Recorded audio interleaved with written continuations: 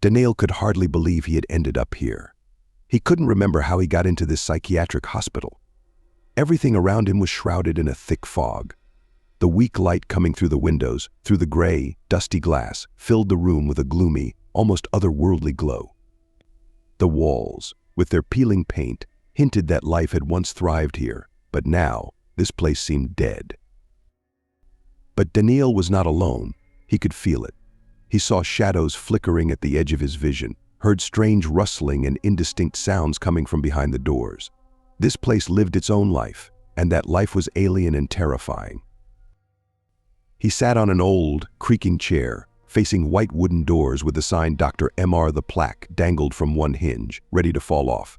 His thoughts were murky, but somewhere deep down he knew he had to find a way out.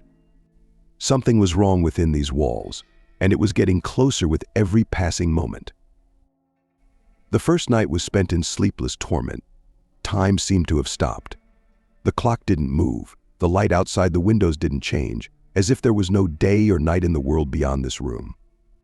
The sounds outside grew louder and clearer: footsteps, the screech of metal, whispers in an unknown language. Sometimes, in the crushing silence, Daniil could swear he heard breathing just behind the door. He was afraid to open the door. Fear was as thick as the air in the room. It squeezed his chest, paralyzed his movements. But inaction was even more unbearable. How much time had passed since he arrived here? Days? Weeks? Months? He couldn't remember. Daniil rose from the bed and approached the door. Slowly, with a trembling hand, he grasped the handle. The cold metal burned his fingers, as if filled with invisible energy. The door opened with a prolonged creak, revealing a dimly lit corridor in the psychiatric hospital. Everything looked as if it had been abandoned long ago. The walls were covered with mold, the ceiling had partially collapsed, exposing rusty pipes and wires. The floor was lined with cracked, dirty tiles, on which strange symbols had been scratched, as if with a sharp object. The lamps on the ceiling flickered dimly, and in their light, Daniil could see only ghostly outlines of corridors stretching into infinity. He moved forward, slowly, trying not to make a sound. The thought pounding in his head was to find an exit. However, the deeper he ventured into the heart of the building, the stronger the feeling grew that something was waiting for him here. Something terrifying, dark, beyond human comprehension. After traversing several hallways, he found himself in front of a massive steel door, locked. The door was rusted, but judging by the marks on it, someone had tried to force it open. Around the lock were dents and scratches, and beneath the door lay old, dusty tools. Daniil instinctively understood that something important was behind this door.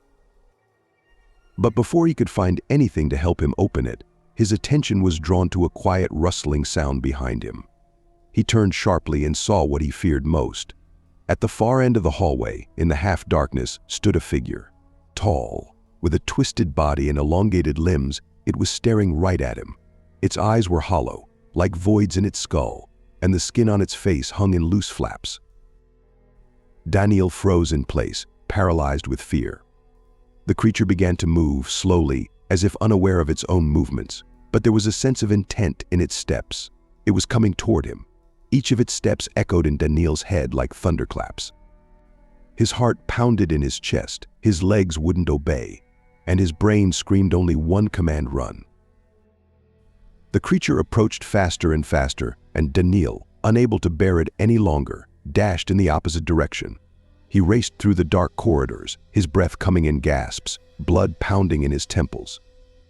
Everything around him blurred into one darkness, constricted by fear and despair. He didn't know where he was going, didn't know what to do, but he was certain he was being chased. Minutes passed, or maybe hours, he couldn't tell, but he eventually stopped, panting heavily. All around was complete silence. No footsteps, no sounds, only his own labored breathing. Daniil looked around. He had ended up in another wing of the hospital. Here, it was brighter, and the walls looked cleaner, but the sense of dread hadn't left. He wasn't alone. In front of him appeared another door, but this time it was ajar. A dim light spilled from within, and quiet voices could be heard from inside.